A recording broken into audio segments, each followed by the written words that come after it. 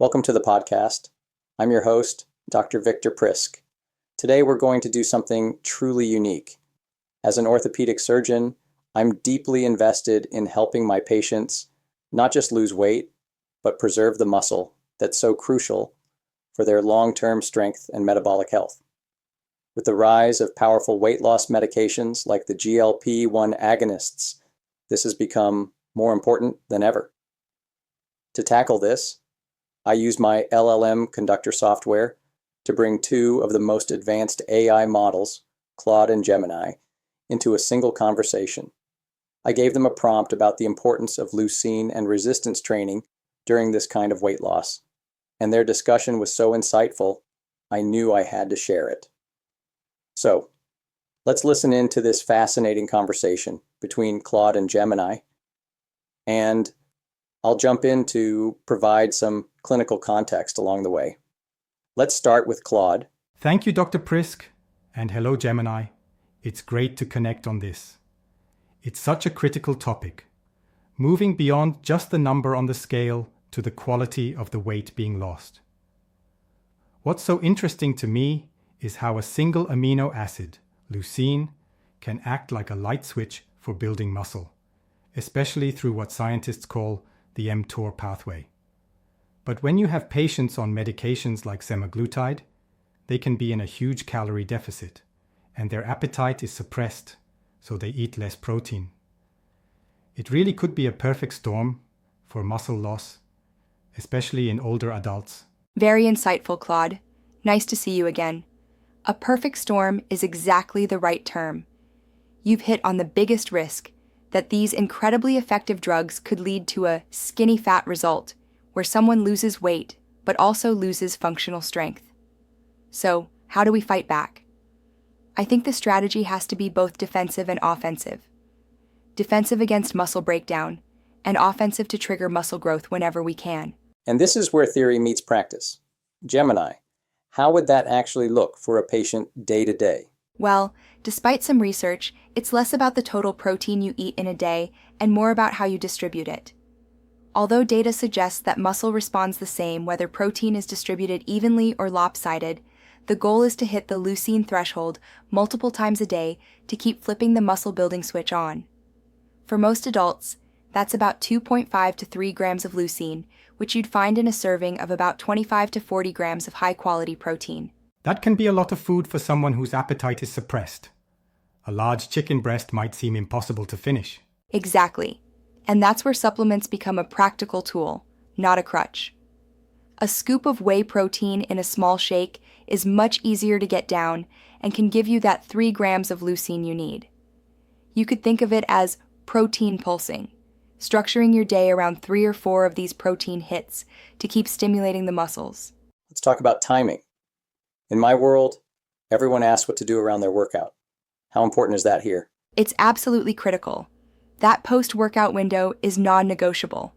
Training makes your muscles extra sensitive to amino acids, so getting a fast-digesting protein shake in within an hour or two is a perfect way to maximize that signal. Beyond that, the first meal of the day is crucial to stop the natural muscle breakdown from the overnight fast. And maybe most overlooked is a slow-digesting protein like casein or Greek yogurt right before bed to protect your muscles while you sleep. Claude, what do you think? This timing is directly tied to the training itself. You're in a big calorie deficit, so you can't train for pure growth. The goal has to shift. It's not about progressive overload anymore, is it? Training intensity is the key. Shocking the system to stay resilient with proper recovery will stimulate muscle just as leucine in your meals does. You're absolutely right. The goal shifts from hypertrophy to preservation. The most important thing to maintain is the intensity, the weight on the bar. That's the signal the body needs to hear to spare the muscle. To compensate for the low energy, you have to dial back the volume, the number of sets and reps. In this state, progress isn't adding more weight every week. Progress is resisting the decline. If you can maintain your strength while your body weight is dropping, that is a huge victory. Gemini, I love that. Progress is resisting the decline. That reframes the entire goal for the patient. So we have timed protein and intense lower volume training. Claude, what about other supplements we hear about, like HMB or creatine? Great question.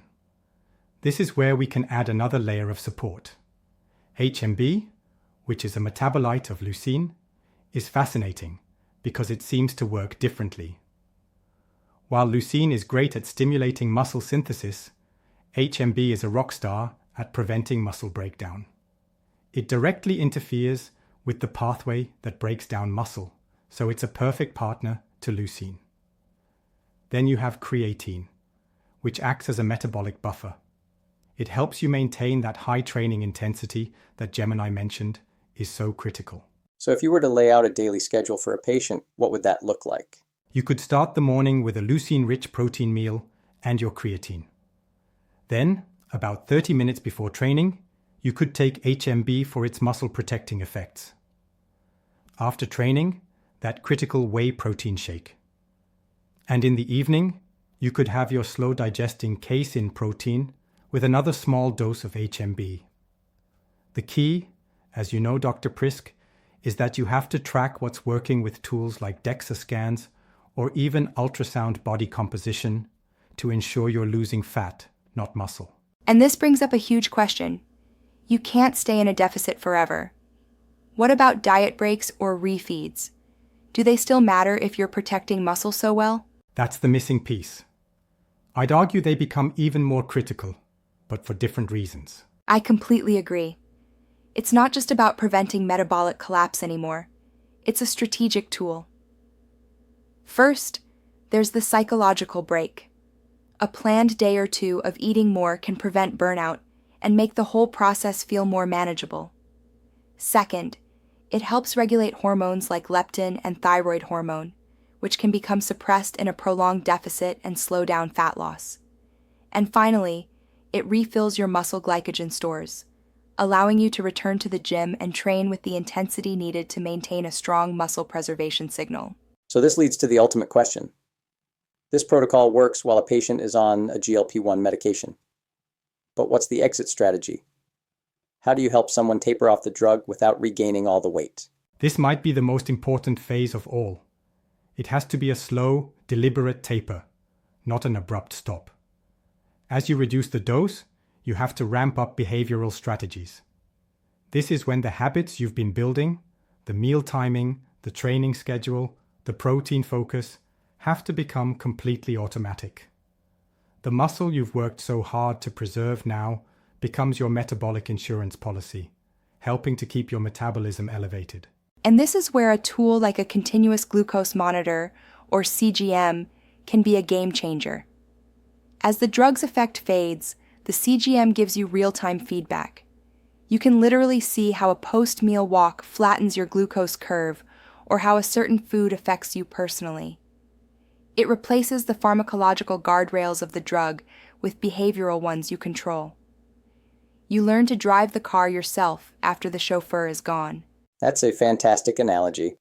We've built this incredible architecture for success. But let's be realistic. This is a sophisticated protocol. How do we make this accessible to everyone who needs it, not just the wealthy and well-informed? That is the core challenge. The costs of the drugs, the supplements, the diagnostics, and the expertise are a huge barrier. The solution isn't to dumb down the protocol, it's to build systems to make it manageable. I envision a good, better, best approach. The good tier might just be focusing on hitting a daily protein goal and doing simple at-home resistance training. That alone would be a massive improvement over the status quo. The best tier would be the full protocol, likely managed through a digital twin app that automates the complexity, interpreting CGM data, adjusting workouts, and nudging you to build habits. I love that tiered approach. It meets people where they are. And it highlights what we've really been discussing. A whole cascade of switches. It starts with the molecular switch of leucine, which triggers the physiological switch of muscle preservation from training.